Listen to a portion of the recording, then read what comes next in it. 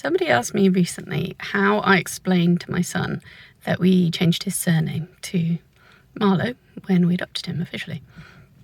And I thought I'd put a little video on here in case anybody's wondering how to explain it to their children.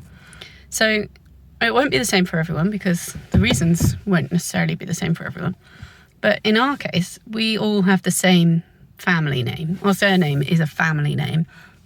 So I changed my surname when I married my husband so that we would match and so that people would know that we were connected and together and a family. So that's literally what I've explained to my children. I said that I wanted it to be obvious to everyone that we are connected and the same. And so I changed my surname when I married Daddy.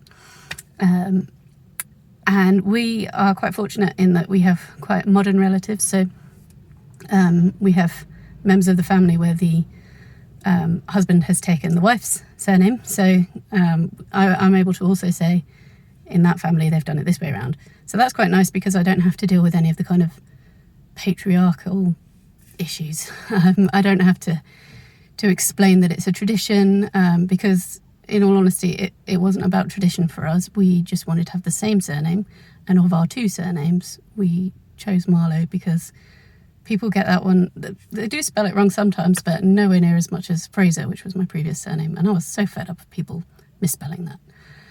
So we went for Marlowe.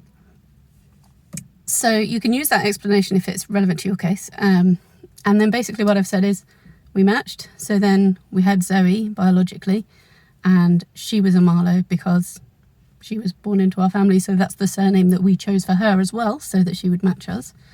And then when we adopted our son, we changed his surname because it was a similar joining of our family than similar to when I joined our family, basically. So that's how we've described it, and the children have completely understood it, and that's been fine.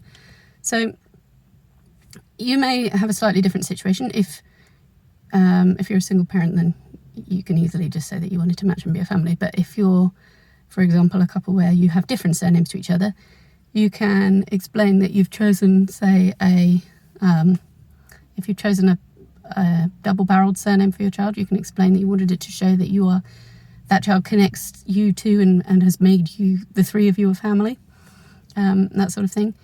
What I would recommend is just talking about it as though it's a family name and explaining that it's a family thing. Something else that's important that is a little bit harder for some adopters is the child might want to change their surname back when they're an adult if they feel that their birth name, their original name, is a strong part of their identity.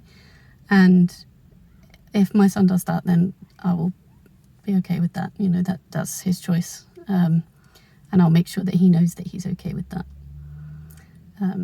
Obviously, I like that we match, but I will always make sure that he knows that we're not only a family because of it, it's just something that we have done to show people that we're a family and to make sure that he felt that he was a part of our family.